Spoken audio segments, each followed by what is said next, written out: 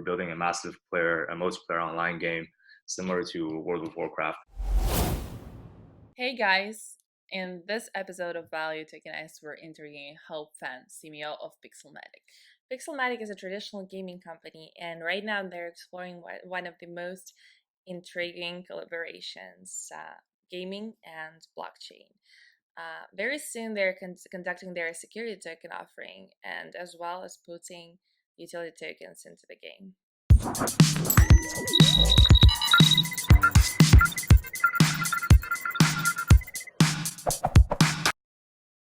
Hi, Hope. Thank you very much for joining us today at Value Tokenized. It's a pleasure. Can you start from telling us a little bit about yourself and Pixelmatic? So my name is Hope Fan. I'm the CMO at Pixelmatic. So Pixelmatic is actually a game studio or a game company based in Shanghai and also in Vancouver, Canada. So we've been around for several years, mostly building sort of indie games and things like that. Also helping with localization of bigger games in the Asian market. But we have a fairly grand ambition of building a AAA MMO game called InfiniteFleet, and that's something we're working on now. In terms of the crypto side, so both myself and our CEO Samson Mao, we've been involved in Bitcoin for several years now. We used to work together at BTCC, which was one of the earliest Bitcoin exchanges in the world, I guess, and also once upon a time one of the biggest ones in China. You know, when Bitcoin trading was still widely acceptable over there. So that's the background basically on us. And right now, Pixelmatic is hosting a security token offering for one of the games. Um, can you tell us more about the campaign and why did you choose STO over other fundraising methods? So as you guys probably know by now, we're developing this new game called Infinite Fleet. Basically, it's a space themed, massively multiplayer online game, so MMO game. Something similar to World of Warcraft or StarCraft, something like that, right? So we are sort of, we're big believers in cryptocurrency, in Bitcoin, this sort of distributed system of money and financial power. And so we're implementing a cryptocurrency into the game itself to replace the in-game money. And for the fundraising for this project, we're issuing a security token. We're raising funds through a security token, a separate security token, as opposed to the, let's say, the fundraising methods we've seen in this industry in the past couple of years. For example, ICOs or something like that, right? For us, it's important we're operating like a proper business. We're developing proper products, which is gaming software.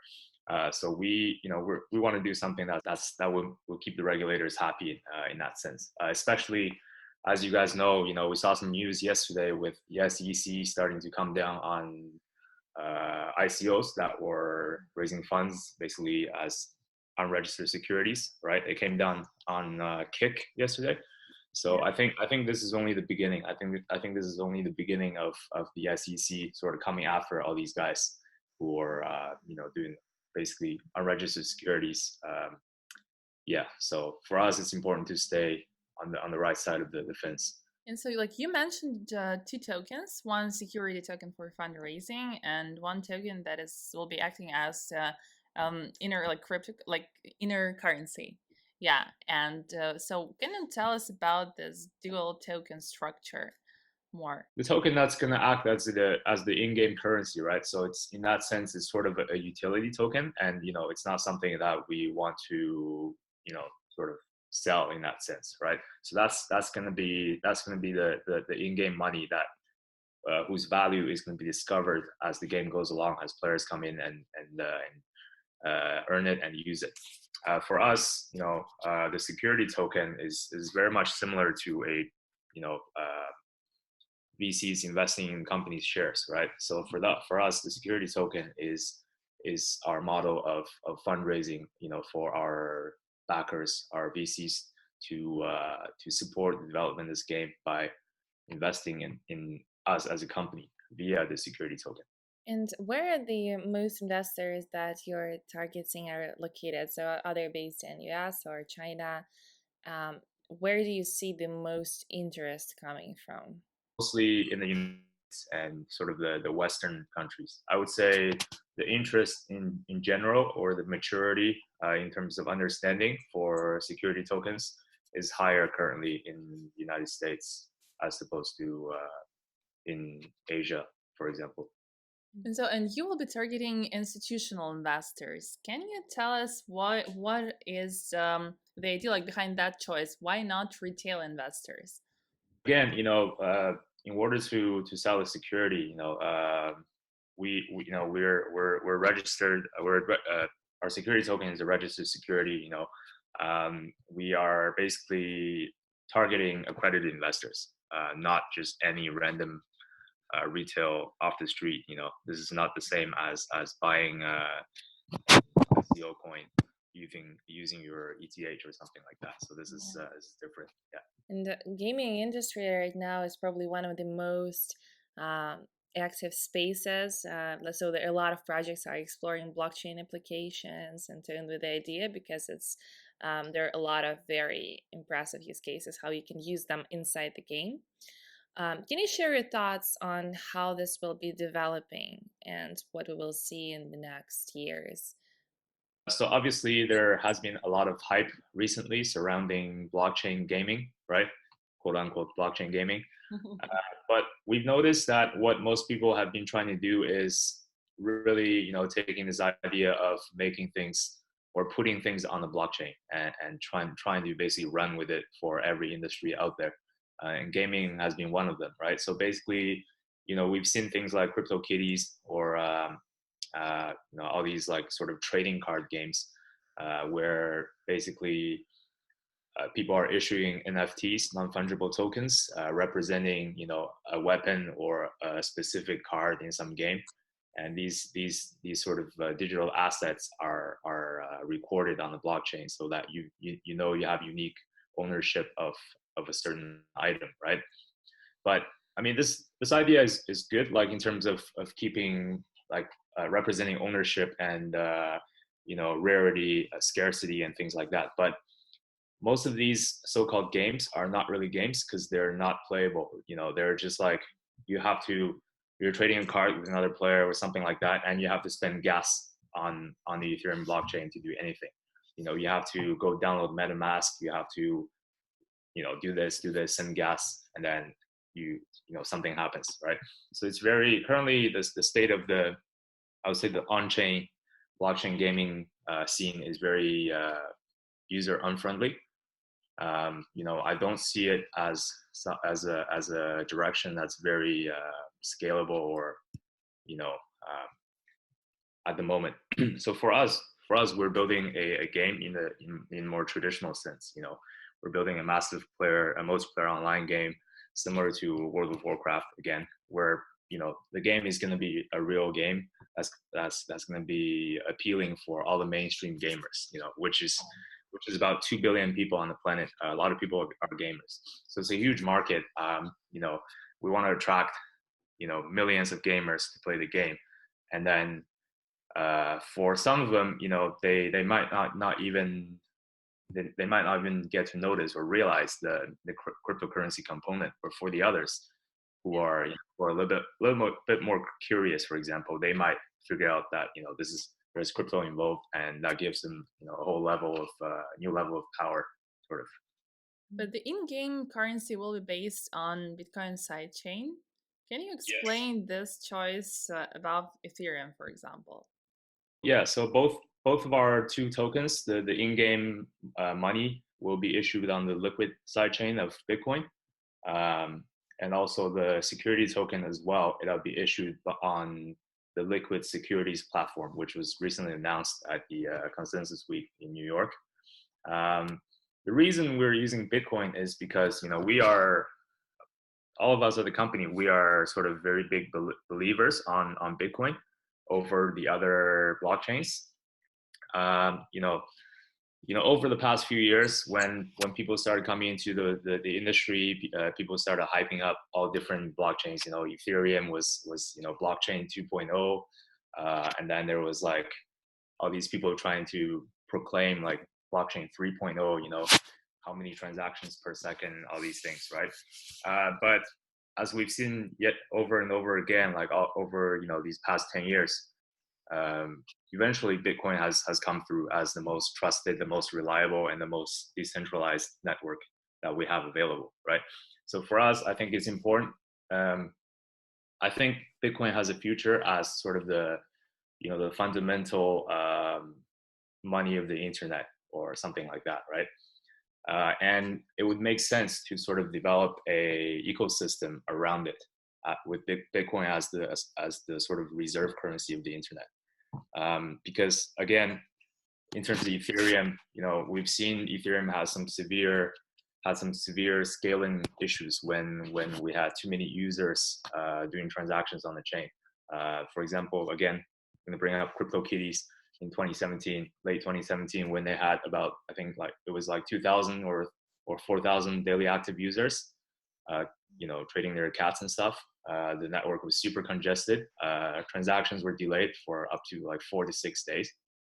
And also, because Ethereum was trying to build so many functions into the network, like on-chain, smart contracts and all this stuff, the size of the blockchain itself is extremely large. It's over 1 terabyte already, which makes it very difficult for the average person to become a node in the network, right? So it's when the size of the blockchain is so huge, you and I, it's going to be impossible for us to download the blockchain onto our mobile device to become a node in the network, which reduces the decentralization of the system, right?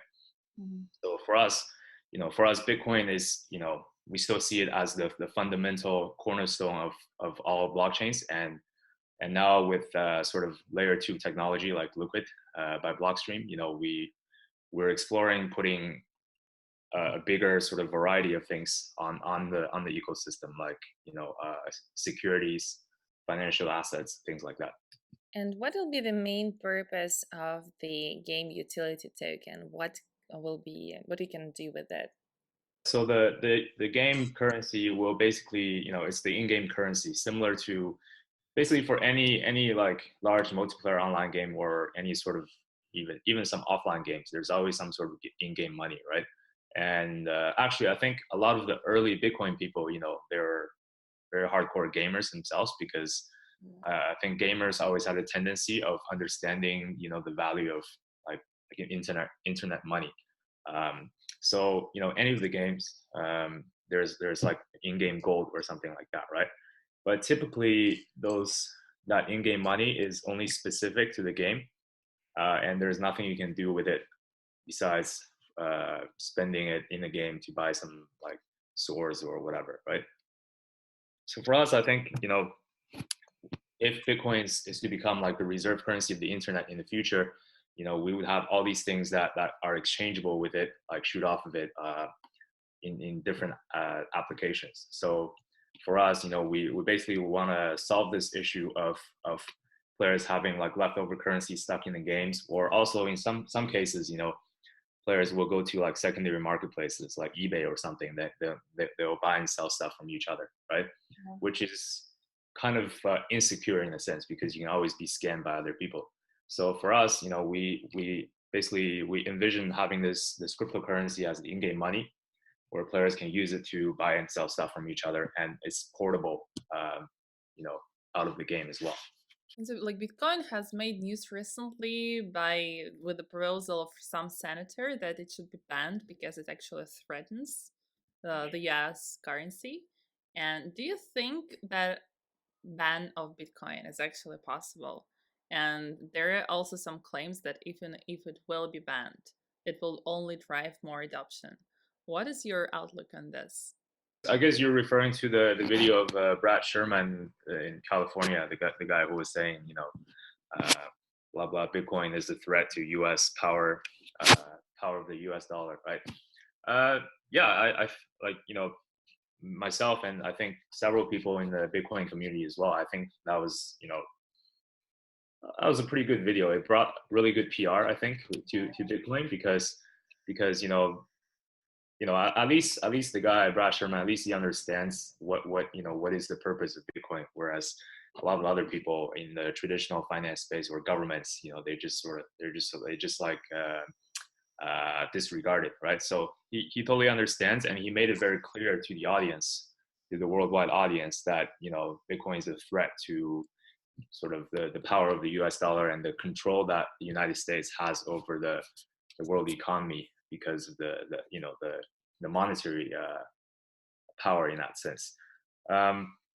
Yeah, I mean, he suggested to ban Bitcoin, but again, unless all 220 countries around the world ban Bitcoin, it's always going to be running, and there's always going to be a way to transact and to buy and sell and things like that, right? So it's not going to be as easy as they say. And also at the same time, I think there is incentive for them not to do it because let's say if the United States makes it very, very unfavorable to access Bitcoin for everyone, then chances are the bulk of the value is going to go to other countries, and they probably don't want that.